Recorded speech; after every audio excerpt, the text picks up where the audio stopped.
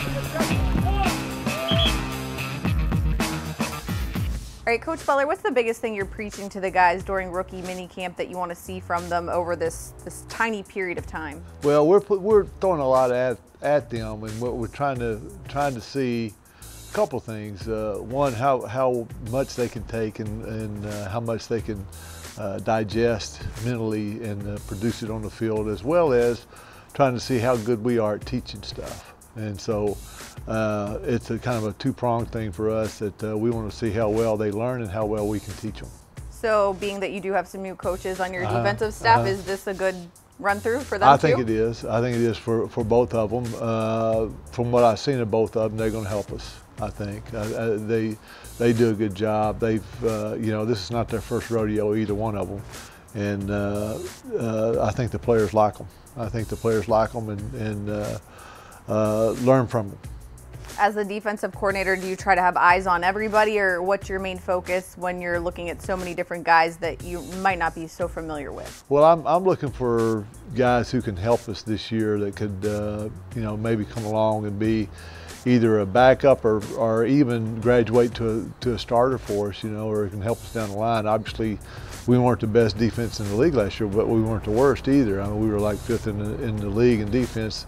And my thoughts in terms of our defense, how much we can get better, is we have to stop the run.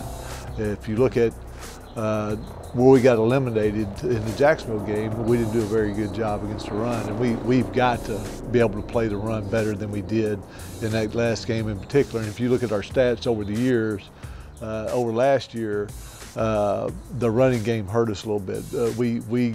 We gave up a little bit more of an average than we're used to giving up around here. Your 3 draft picks on defense, do you pay close attention to them since it's your first chance to get them on the field after you spent so many months studying and learning about them?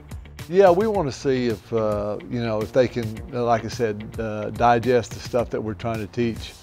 You know, in particular, the guys that we drafted high and the guys that we feel like that can help us a little bit.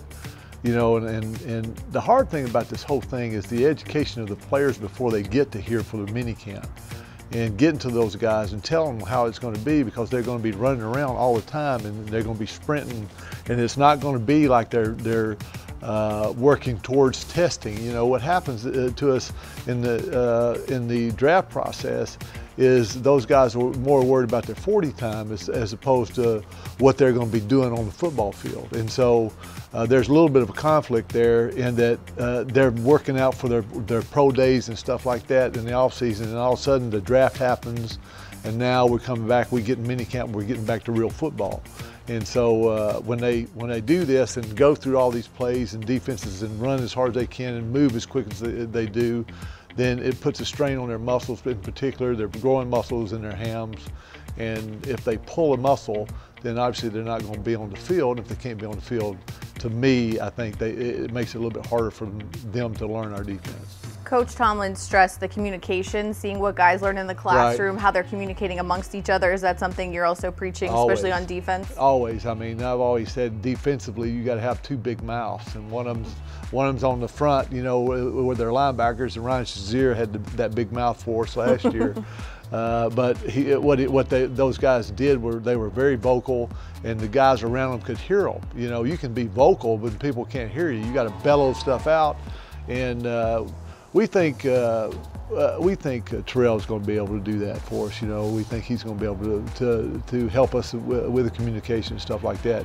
And plus, you know, as a college player, you don't have to communicate quite as much as you do in the NFL, because all those guys in college are looking to the sideline and seeing a card, and that's telling them what they need to know and stuff like that. A lot of times in the NFL, we make checks and stuff on the field, and we all got to be on the same page when we do that, and we have to have guys who are sharp enough to understand what we're trying to get done too. You guys liked Edmonds, Coach Tomlin and Kevin Colbert said his versatility and his ability to communicate and what he was doing at Virginia Tech. Are you seeing that during rookie minicamp from him? Yeah, I mean, he comes from a football family. If you ever got a chance to meet his mother and father and his brothers, you know, and you know how they were brought up, it's really kind of impressive because he's got an excellent football background, and some people call it pedigree, but I think I think his mom was a big part of that. His mom, coached track